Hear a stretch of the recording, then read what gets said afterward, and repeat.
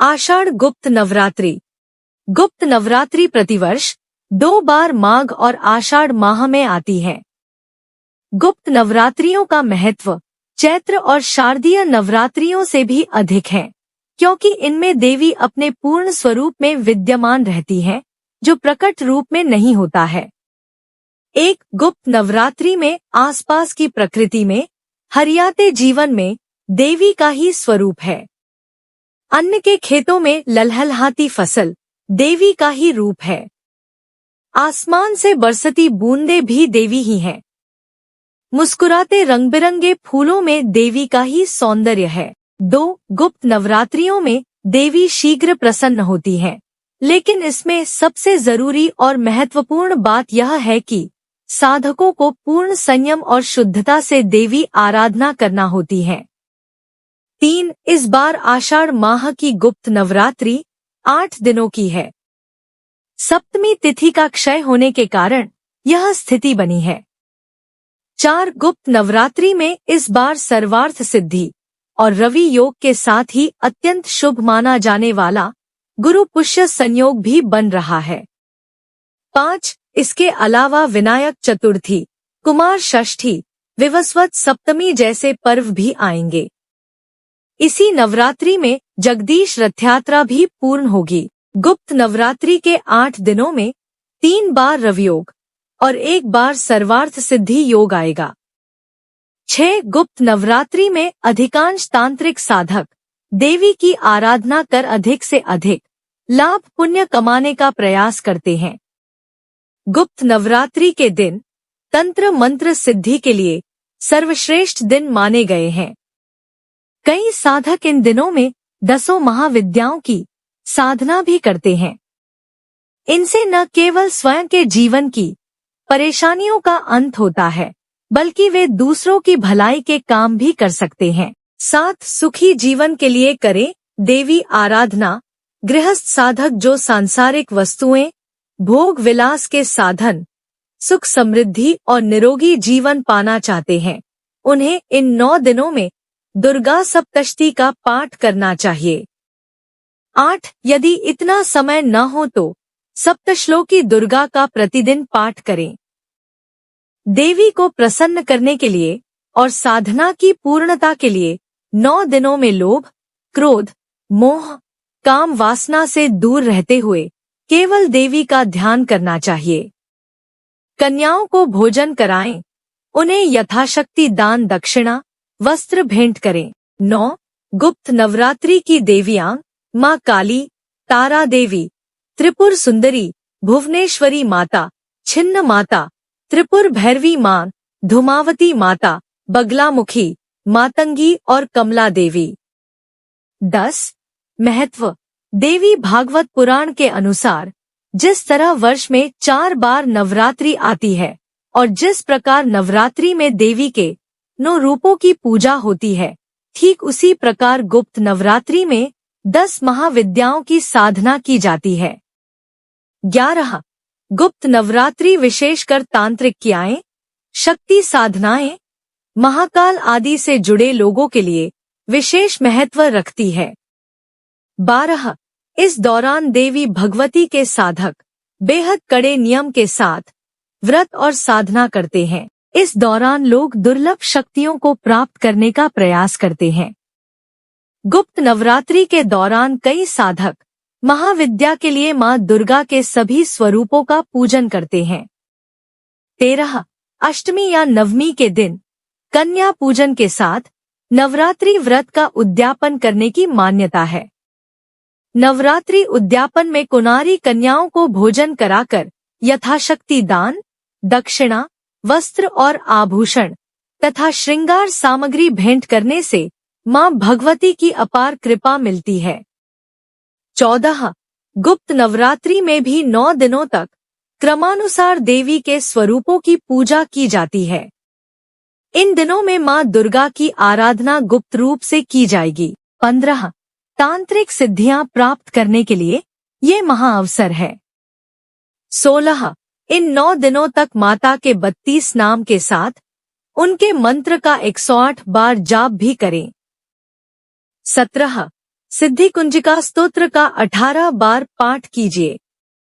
18 यदि संभव हो तो दुर्गा सप्तशती का एक पाठ प्रातः और एक रात्रि में कीजिए। 19 ब्रह्म मुहूर्त में श्रीराम रक्षा स्तोत्र का पाठ करने से दैविक और भौतिक तापों का नाश होता है। अगर आप चैनल पर नए हैं तो सब्सक्राइब कर लें। कलश की स्थापना और उसके पूजन के समय पुजारी शास्त्र सम्मत कुछ मंत्रों का उच्चारण करते हैं। कलशस्य मुखे विष्णु कंठे रुद्रः समाश्रित। मूल तस्य स्थिति ब्रह्मा मध्ये मातगणः समाश्रिता। कलश के मुख में श्री विष्णु विराजमान है। भ्राता कांचलेब गोपित बहिस्ताम्राकरिते सर्वतो माँ भैषी कलश स्थिरो भव चिरन देवालयस्योपरि। ताम्रत्वं गतमेव कांचनमयी कीर्तिः स्थिरा ते धुना। नांस्तत्व विचारण प्रणीनो लोका बहिर्बुद्धया। कलश भारतीय संस्कृति का अग्रगण्य प्रतीक है, इसलिए तो महत्वपूर्ण सभी शुभ प्रसंगों में पुण्यावाचन कलश की साक्षी में तथा सान्निध्य में होता है। प्रत्येक शुभ प्रसंग या कार्य के आरंभ में जिस तरह विघ्नहर्ता गणेश जी की पूजा की जाती है, उसी तरह कलश की भी पूजा होती है। देव पूजा के स्थान पर इस कलश को अग्रस्थान प्राप्त होता है। पहले इसका पूजन और बाद में विघ्नहर्ता गणपति को नमस्कार, ऐसा प्राधान्य प्राप्त कलश और उसके पूजन के पीछे अति सुंदर भाव छिपा हुआ है। स्वस्तिक चिन्ह अंकित करते ही जिस तरह सूर्य आकर उस पर आसनस्थ होता है, उसी तरह कलश को सजाते ही वरुण देव उसमें विराजमान होते हैं। जो संबंध कमल सूर्य का है, वही संबंध कलश वरुण का है। वास्तव में कलश यानी लोटे में भरा हुआ या घड़े में भरा हुआ साधारण जल, परंतु कलश की स्थापना के बाद, उसके पूजन के बाद वह जल सामान्य जल न रहकर दिव्य ओजस्वी बन जाता है। तत्वायामी ब्रह्मणा वंदमानस्तदाशास्ते यजमानो हविर्भे अहेमानो वरुणो बोध्यु रुशंसा मां न आयु प्रमोशी। हे वरुण देव, तुम्हें नमस्कार करके मैं तुम्हारे पास आता हूँ। यज्ञ में आहुति देने वाले की याचना करता हूँ कि तुम हम पर नाराज मत होना, हमारी उम्र कम नहीं करना। आदि वैदिक दिव्य मंत्रों से भगवान वरुण का आवाहन करके उनकी प्रस्थापना की जाती है और उस दिव्य जल का अंग पर अभिषेक करके रक्षा के लिए प्रार्थना की जाती है। कलश पूजन की प्रार्थना के श्लोक भी भावपूर्ण है। उसकी प्रार्थना के बाद वह कलश केवल कलश नहीं रहता, किंतु उसमें पिंड ब्रह्मांड की व्यापकता समाहित हो जाती है। कलशस्य मुखे विष्णु कंठे रुद्रः समाश्रिता। मूले तत्र स्थितो ब्रह्मा मध्ये मातृगणः स्मृता। कुक्षौ तु सागराः सर्वे सप्तद्वीपा वसुंधरा। ऋग्वेदो अथ यजुर्वेदः सामवेदो ह्यथर्वणः। अंगैच सहिता सर्वे कलशन्तु समाश्रिता। अत्र गायत्री सावित्री शांति पृष्टिक्री तथा आयान्तु मम शान्त्यर्थ्य दुरितक्षयकारका। सर्वे समुद्रा सरितस्तीर्थानि जलदा नदा आयान्तु मम शान्त्यर्थ्य दुरितक्षयकारका। हमारे ऋषियों ने छोटे से पानी के लोटे में सभी देवता, वेद, समुद्र, नदियां, गायत्री, सावित्री आदि की स्थापना कर पापक्षय और शांति की भावना से सभी को एक ही प्रतीक में लाकर जीवन में समन्वय साधा है। बिंदु में सिंधु के दर्शन कराए हैं। कब होते हैं गुप्त नवरात्र? चैत्र और आश्विन मास के नवरात्र के बारे में तो सभी जानते ही हैं, जिन्हें वासंती और शारदीय नवरात्र भी कहा जाता है। लेकिन गुप्त नवरात्र आषाढ़ और माघ मास के शुक्ल पक्ष में मनाए जाते हैं। गुप्त नवरात्र की जानकारी अधिकतर उन लोगों को होती है जो तंत्र साधना करते हैं। गुप्त नवरात्र पौराणिक कथा। गुप्त नवरात्र के महत्व को बताने वाली एक कथा भी पौराणिक ग्रंथों में मिलती है। कथा के अनुसार एक समय की बात है कि ऋषि श्रृंगी एक बार अपने भक्तों को प्रवचन दे रहे थे कि भीड़ में से एक स्त्री हाथ जोड़कर ऋषि से बोली कि गुरुवर मेरे पति दुर्व्यसनों से घिरे हैं, जिसके कारण मैं किसी भी प्रकार के धार्मिक कार्य, व्रत, उपवास, अनुष्ठान आदि नहीं कर पाती। मैं माँ दुर्गा की शरण लेना चाहती हूँ, लेकिन मेरे पति के पापाचारों से माँ की कृपा नहीं हो पा रही। मेरा मार्गदर्शन करें।